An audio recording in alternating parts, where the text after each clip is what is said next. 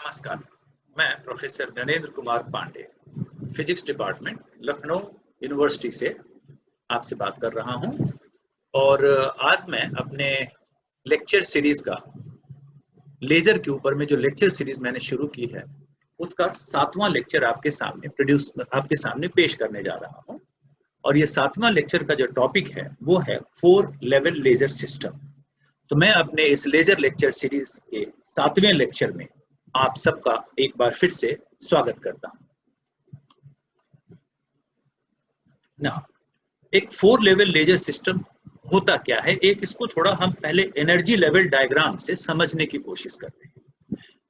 4 level laser system में 4 energy के levels हैं, जैसा हम देख रहे हैं E1, E2, E3 और E4। ना E1 जो है ये हमारा ग्राउंड स्टेट एनर्जी लेवल है। देन E2 और E3 जो है ये हमारा लेजर लेवल्स है। E2 है लोअर लेजर लेवल और E3 है अपर लेजर लेवल। और E4 वो लेजर लेवल, E4 वो एनर्जी लेवल है हमारे एम्पलीफाइंग मीडियम का, जहां पर हम पंप करके एटम्स को पहले भेजते हैं।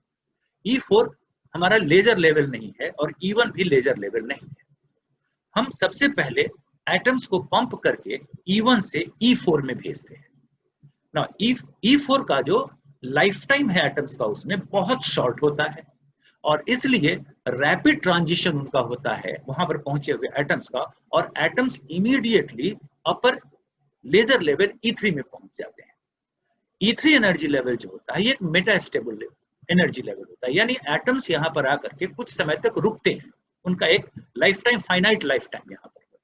और इसलिए चूंकि फाइनाइट लाइफ टाइम है, एटम्स E3 में कुछ देर तक रुकते हैं और इसलिए E3 और E2 के बीच एक पॉपुलेशन इन्वर्जन क्रिएट हो जाता है और लेजर एक्शन होता है। यानी हम अगर यहाँ पर एक फीडबैक या स्टिमुलेटिंग फोटोन को भेजते हैं तो यहाँ से ये सारे एटम्स स्टिमुलेटेड एमिशन से E2 पर आते हैं और हमें आउटपुट में एम्पलीफाइड सिग्नल मिलता है। जो एटम्स यहाँ लोअर एनर्जी लेवल पर आ जाते हैं, लोअर लेजर लेवल पर, वो रैपिडली डिके करके फिर से ग्राउंड स्टेट में पहुंचते हैं और ग्राउंड स्टेट से अगेन वो पंप होकर के E4 में चले जाते हैं। तो ये 4 लेवल लेजर सिस्टम है जिसका ये साइकिल कॉन्टिन्यूअस चलता रहता है जब लेजर ऑसिलेशन शुरू हो जाता है ना। अब हम ये मानते हैं कि N1, N2, N3 और N4 ये पॉपुलेशन डेंसिटीज है चारों एनर्जी लेवल्स के, E1, E2, E3, E4। अब हम इन चारों एनर्जी लेवल्स के अगर रेट इक्वेशन को लिखना चाहेंगे तो आप देख सकते हैं कि हम लिख सकते हैं इसमें कि dN4 dt is equal to WP N1 minus N4 minus T43 N4। यानी कि rate of change of atoms हमारा जो एनर्जी लेवल E4 है उसमें कैसे होगा। WP N1 जो है ये number of atoms being pumped from energy level 1 to energy level 4 per unit volume है। अगर WP N1 हो गया तो ये टोटल हमारा इतने सारे एटम्स हम पंप कर रहे हैं 1 से 4 पर second per unit volume. Similarly 4 से 1 पर भी आने की उतनी ही संभावना अगर हम मान लें कि, और N4 अगर नंबर ऑफ एटम्स हम किसी समय मान लें कि एनर्जी लेवल E4 में है तो WP N4 वापस आने की संभावना है। तो नेट 1 से जो 4 पर एटम्स जाएंगे पर सेकेंड पर यूनिट वॉल्यूम वो होगा WP N1 minus N4। Similarly जो स्पॉन्टेनियस ट्रांजिशन रेट हमारा होगा 4 से एनर्जी लेवल 3 पर, आप देख लीजिए ये रैपिड ट्रांजिशन जो हमारा होगा इसको हम लिख सकते हैं बड़े आराम से T43 N4। यहाँ T43 spontaneous rate of transition पर एटम है, T43 हम लिख सकते हैं A32 प्लस S32। ये रेडिएटिव ट्रांजिशन है, ये नॉन रेडिएटिव ट्रांजिशन है। यहाँ एक बात ध्यान देने की है कि हमने स्पॉन्टेनियस ट्रांजिशन 4 से 3 पर लिया है। 4 से 1 या 4 से 2 पर बहुत ही नेग्लिजिबल स्पॉन्टेनियस ट्रांजिशन होता है, इसलिए T43 और T41 को हम लोगों ने नेग्लेक्ट कर दिया है। सो हमारे पास है rate equation for energy level 4 is dN4 dt is equal to WP N1 minus N4 minus T43 N4। Similarly अगर हम rate equation for energy level 3 लिखना चाहेंगे, एक बार फिर से मैंने उस पिक्चर को यहाँ पर डिपिक्ट किया है स्लाइटली डिफरेंट वे में, तो rate equation for energy level 3 हम लिखेंगे dN3 dt। हम लोग यहाँ W1 को मानते हैं कि W1 is the stimulated transition rate पर atom W1 is the stimulated transition rate per atom between levels 3 and 2, जो कि हमारा लेजर लेवल्स है। और सब्सक्रिप्शन 1 जो यहाँ पर है, जैसे हम लोगों ने पिछले लेक्चर में भी देखा, that stands for laser transition.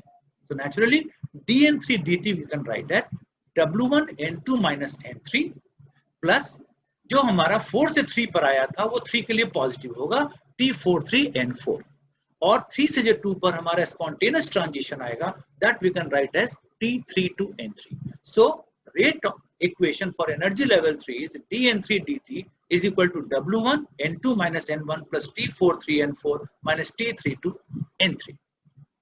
Here W1 जो कि पिछले लेक्चर से भी हम इसको रेफर कर रहे हैं is pi square c square h cross omega cube n naught cube। A32 because यहाँ पर 3 और 2 हमारा लेजर लेवल है, A32 G1 जो हमारा लाइन शेप फंक्शन 3 और 2 के बीच में है, G1 ओमेगा, और I1 इंटेंसिटी और हमारा जो है वो 2 और वो हमारा 2 और 3 के बीच में है। सो हमारा लेजर लेवल 3 एंड 2 है, सो इसलिए ये सारे के सारे रेफर करते हैं इनके बीच में, 3 और 2 के बीच में। सो dn3 dt is equal to W1 N2 minus N3 plus T43 N4 minus T32 N4।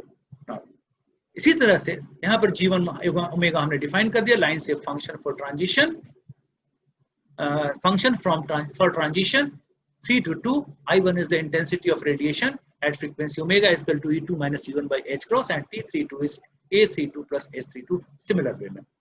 Now, we can see in equation 3, a spontaneous transition from 3 to 1 has been neglected. Just like 4 to 2, 4 to 3, 4 to 1 was neglected, similarly 3 to 1 has been neglected because that is very small. So if we want to write down the rate equation for energy level E2, then it is dn2 dt is minus W1 N2 minus N3 plus T3 to N3 minus of 2 से 1 को अगर हमने जो spontaneous transition rate माना T21, so then it is T21 N2। और similarly अगर हम dn1 dt लिखना चाहें, then this is minus WP N1 minus N4 plus T21 N2। So this way we have been able to write down all the 4 rate equations, equation number 1, equation number 3, then equation number 6 and equation number 7, and in the same way T21 is equal to A21 plus S21.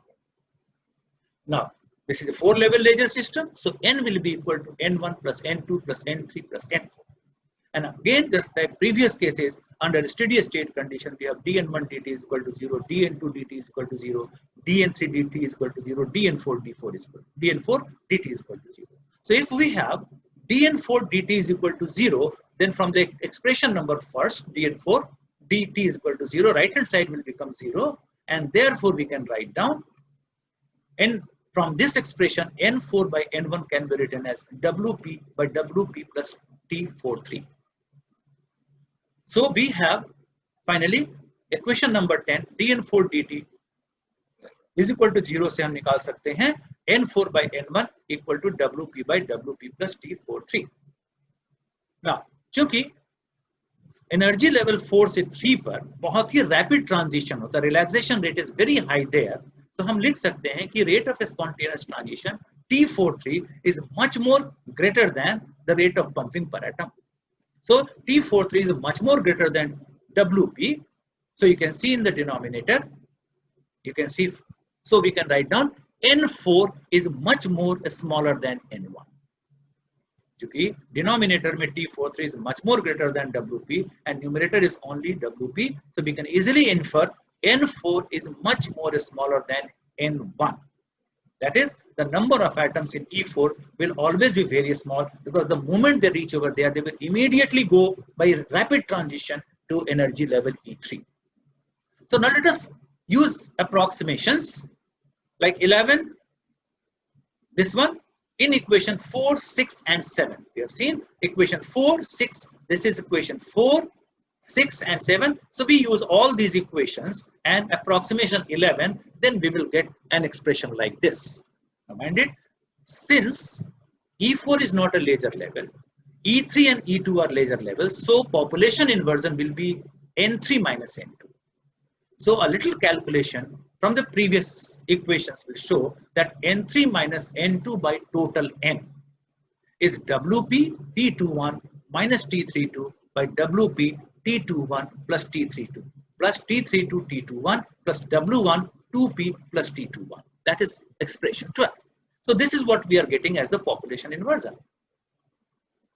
अब आप ये देखिए कि हमें population inversion चाहिए in order to be able to obtain population inversion between levels 3 and 2. 3 और 2 level के बीच जो कि हमारा लेजर लेवल है, इनके बीच अगर हमको पॉपुलेशन इन्वर्जन चाहिए तो आप न्यूमरेटर देखिए इक्वेशन 12 का, तो यहाँ पर T21 को अगर ग्रेटर होगा T32 से तभी हमारा राइट हैंड साइड पॉजिटिव होगा.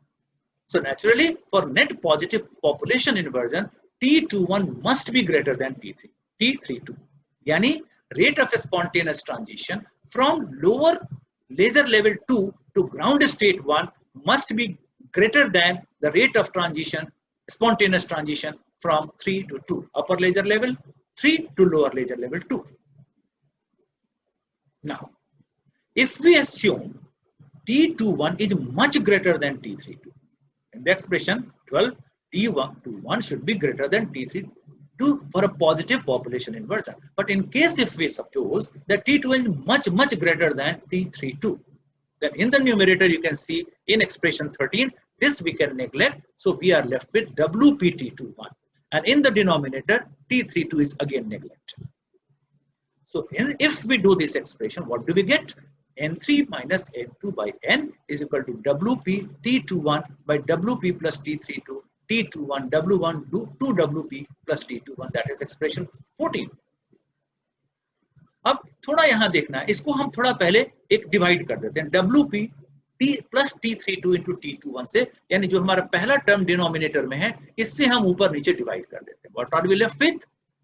This T21 will get cancelled, WP by WP plus T32 यहाँ जो कि रेड में दिखाया गया है, और दूसरा एक्सप्रेशन इससे हमने डिवाइड किया तो नेचुरली हमारे पास ऊपर तो 1 बचा क्योंकि लेफ्ट हैंड साइड में ले लिया, और नीचे ये 1 बचा, तो 1 plus this upon this factor जो कि ग्रीन में लिखा गया. अब यहां देखने वाली बात है कि चूंकि WP अकेला ही न्यूमरेटर में है, और इसका मतलब ये हुआ कि अगर हम पंप पावर WP बहुत ही छोटा भी देते हैं तो भी N3 minus N2 becomes positive, यानी population inversion can be obtained even by a very small pumping, and this is the advantage of a 4-level laser system as compared to 3-level laser system. 3-level laser system में एक minimum pumping हमको देना पड़ता है for laser oscillation to start, लेकिन 4-level laser system में numerator में हमारे पास में कुछ भी नहीं है WP के अलावा, तो WP का बहुत छोटा वैल्यू भी होगा, वेरी स्मॉल वैल्यू, तो भी पॉपुलेशन इन्वर्जन हमारा पॉजिटिव आएगा. यानी in 4-level laser system, a very small pump power is enough to start laser oscillation.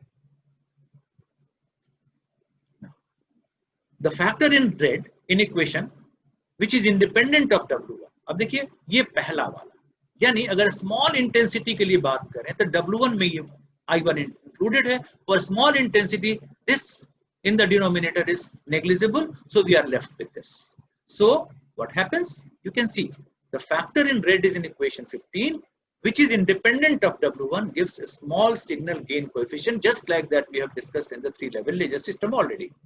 Similarly, अगर हम बात करेंगे ग्रीन वाले की, तो जैसे जैसे इंटेंसिटी बढ़ेगा ये फैक्टर बढ़ेगा, डिनोमिनेटर का ये फैक्टर बढ़ेगा, और इसलिए पॉपुलेशन इन्वर्जन घटने लगेगा, यानी सैचुरेशन इफेक्ट फिर आने लगेगा.